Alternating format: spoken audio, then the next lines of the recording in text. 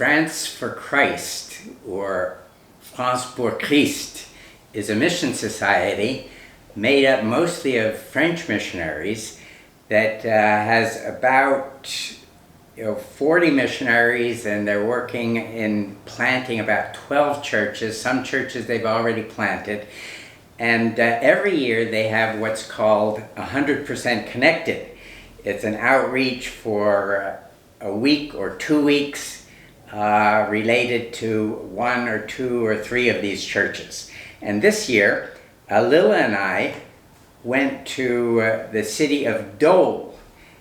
And that's actually the birthplace of Louis Pasteur, the famous doctor who invented vaccinations for rage and so on. But anyway, in this outreach, there's a group of people. We had about 10 or 12 in the group, and in the morning we were studying, we were learning things, we were learning how to approach people, how to give our testimony in 2 minutes, and then we sponsored different events. One of the events was a famous singer in France.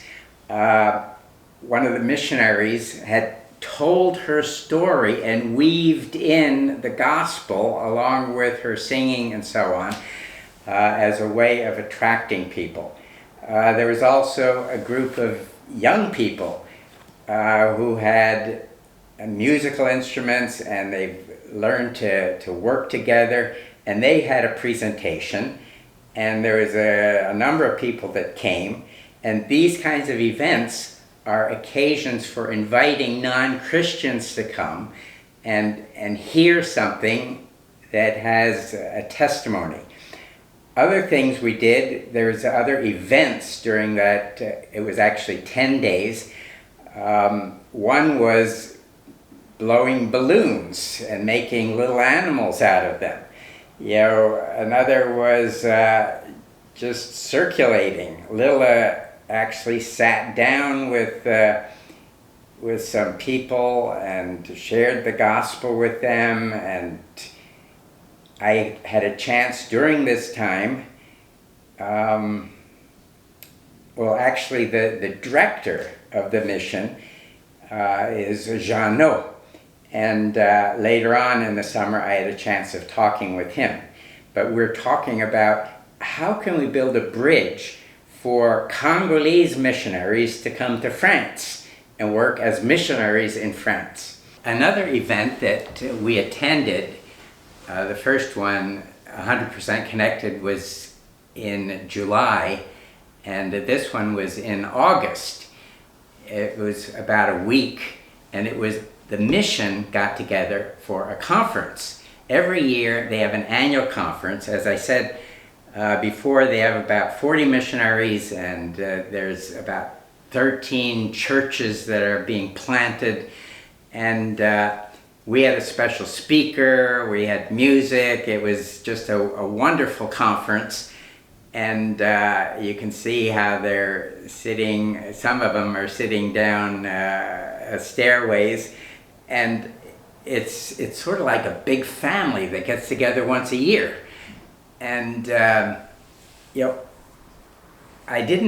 unfortunately I didn't take pictures of some of the books that I got there, but I found that the mission was getting rid of their library, and I was able to get 70 first-class French Christian books for our theological school in the Congo, and I was able to get 30 books for a high school library, and I found that they had New Testaments. They had 4,000 New Testaments that were just sitting there for years, and they weren't using them because the cover was outdated. And that's no problem in Congo. So we're in the process of lining up a way of sending them out to Congo so that each of the Christian high schools in the African church in Congo, and there's 259 Christian high schools. Each one will get about 15 copies of the New Testament. Okay, and this is the third summer that we've been in France for 3 months at a time. And in the past, we used conversational English as a way of getting to know people. We put up our sign, and we had a place, and we invited people to come and just talk to us in English. And we would correct and help them and so on. This year we tried that, but we weren't very successful. Not very many people in this town of Lens want to learn English, evidently. But anyway, from the past, we had a number of contacts, and they, we were able to contact some of them and set up dinner meals with them, families, and just in France, you sort of have to develop a friendship, and before you even have a right to talk about the gospel. We were told as well that a good place to meet people is at the local tabac. It's where they sell tobacco and drinks and all kinds of stuff, lottery tickets. And so anyway, there was one that was close to us, and we went there several times to try and get to know people. But and then Lila actually suggested to the church, why don't you have sort of a back to church Sunday? And it fit in with one of the things that is common in France. They call it le retour, the return to work, return to school. And so we made this return to church and had a cookout, and she and several others would hand out this flyer and invite people to the cookout. And often you get to start a conversation, and they were able to give out some gospels, etc. And quite a number of people came to the cookout, none of them because of the flyer, but quite a number came, and it was a great event. So throughout the summer, we worked on trying to make contact and follow up on contacts. Essentiel is the name of the local church, and there's actually a church location and a cafe location. And the cafe is designed to get to know people, and it's several blocks away, and most people don't know there's a connection between the cafe and the church. But Essentiel, you can see C-I-E-L at the end, stands for heaven, and so it's sort of a play on words. But in the fellow on the left is the director of this mission outreach, and every week they have a service, and you notice they're sitting around tables. And usually there's about 20 or 30 people that attend. There's a music accompaniment, but the service is very interactive. The speaker will speak, and then he has people discuss something around the table. You notice the fellow with 3 girls, his daughters. This is Benji. He's one of the missionaries, and he has a degree in communications. And the church is very art conscious.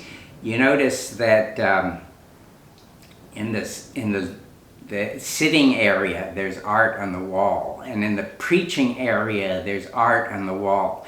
In fact, one of the members of the church is a professional artist, and we went with him to one of his events. The event was a competition between artists of what they could produce in a day, and then there was judges that went through it and so on. So anyway, Bernard, this is the picture that he presented. And you notice one of his pictures, often he makes pictures that make you think. And that picture, I sent to an African that I knew and said, what do you think it means? And he did an incredible job. He says, that you have the Garden of Eden and then you have today on the right. Anyway, the church has just begun a series on Exodus, sort of like we've begun a series on 1 Samuel. Well, they've just begun on Exodus, and I got to preach this first sermon, the introductory sermon to that. Actually, I had about 7 different opportunities to preach in 4 different churches, and to lead 2 Bible studies. The flowers, was, I thought, a very creative way of having a praise service. At the end of the summer, they had a special service and no sermon.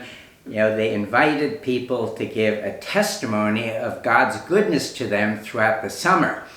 And each person that gave a testimony would get up and take a flower from a whole pile of flowers and put them in the vase. And it was an incredible example of how you can transform an oral praise into a visual praise. So this is a little bit of our experience in France.